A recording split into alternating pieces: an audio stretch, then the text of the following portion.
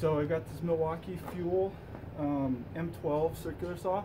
I like it a lot. Like a 5.5 inch blade or so, something like that. But I'll show you what I can do here.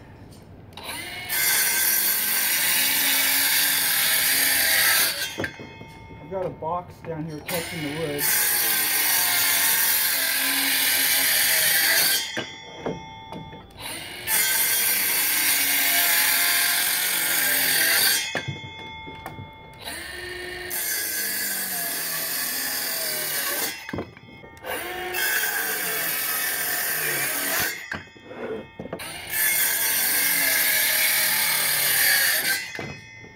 Okay, and I've got a box I'll grab, and I'll just bring that into the house to attach them to the doors, and we'll be ready to spray in no time and have this job done today. Thanks for watching, guys.